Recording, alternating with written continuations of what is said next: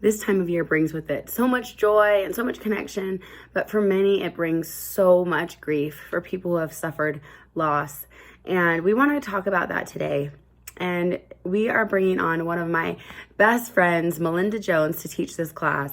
Melinda and I, our husbands were in business school together in Boston, and she had just had her third baby when her mom flew out to help her with a new baby right before Christmas. And her mom ended up passing away very suddenly and completely unexpectedly. And on Christmas Day, Melinda and her little family and a brand new baby got on an airplane to bring her mom back to their home for the funeral. And she's going to be sharing today about her experience and what some ways that have really helped her manage her grief, especially during the holidays. And we are just so grateful that she's willing to be vulnerable to share this big piece of her heart with us today. Hi everyone, my name is Melinda Jones, and I'm really happy to be with you today on Seasons of Renewal to talk to you about my grief journey and how I try to manage my grief. I emphasize the word try because it is a work in progress and it is not a perfect, I'm not a perfect example, I guess is what I want to say, but I'm learning. Before I get into my story, I just want to acknowledge that grief comes in all different shapes and sizes and circumstances, and perhaps you are grieving the loss of a child, perhaps you're grieving the loss of a spouse or a parent, maybe you're grieving the loss of a marriage as you experience a separation or a divorce, or maybe you are grieving the loss of good health and having to come to terms with that as well. Whatever the grief may be for you, my hope and honestly my prayer is that something I have to share with you can be of some worth and help you in some way as you manage this holiday season that's before us. 6 years ago this December, I gave birth to a beautiful baby girl. She was my third child, and my husband and I were living in Boston at the time. We were so excited to have this new baby, and between her arrival and anticipating Christmas just a few weeks later, we felt like all was right in the world. My parents and my youngest brother were coming out to spend the holidays with us, and on the morning of December 23rd, we woke up with plans to do a few last-minute Christmas shopping, but instead we had to call an ambulance and have my mom rushed to the emergency room. And that's where we found out she had a pulmonary embolism, and she passed away just a few hours later. There are a few images that are sort of burned into my mind from that particular day, and one of those images that I go back to all the time is that moment after we heard the news that she had passed away, and I was holding my brand new baby in my arms, and I'm trying really hard not to cry.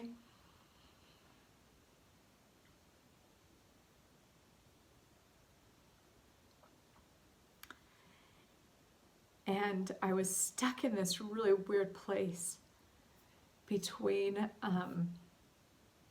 being a mom to this new baby and being motherless, finding joy in this new life and feeling so lost with this new death.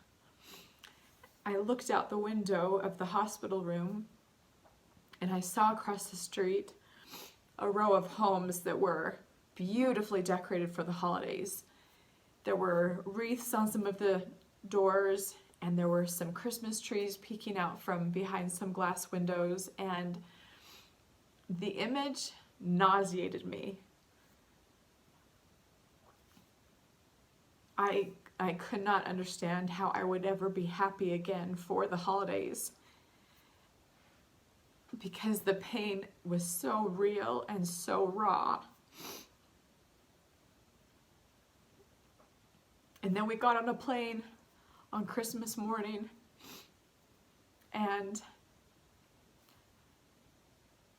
I had to explain to people why I was flying with this newborn. And I couldn't quite get the words out of my throat to articulate the sentence that my mom had just died. And we were going home for the funeral. So after her passing, I had this insatiable need to research and read all that I could about grief and how to manage and how to process all the feelings that go with grief, because I've come to learn that grief isn't just about feeling sad, that there are layers and layers to the loss of something that you treasured or that you hoped for. So I was reading in this book, and the words jumped out at me when I read the following sentence. I read that grief is the work of enlarging our understanding. And when I think about work, I don't think about something that's pleasant or always enjoyable. I think about something that's necessary and essential for achieving a greater good. So I want to share with you 3 types of work that I do to help manage my grief. And like I said, it's not perfect. I'm learning. Every December, I feel like I am back in those emotional trenches. But these are a few things that have helped me. The first is to take care of my mental and physical health. The second is the work of service. And the third is the work of spiritual nourishment. Okay, I've dried the tears a little bit. I apologize for, I'm not going to apologize. This is the real deal. This is me. So the 3 types of work. The first is the work of physical and mental well-being. I try to really remind myself, especially during this time of year, do the things I need to do to feel the way I want to feel. Taking care of myself physically, doing the things that help me feel physically strong so that I can show up mentally and emotionally.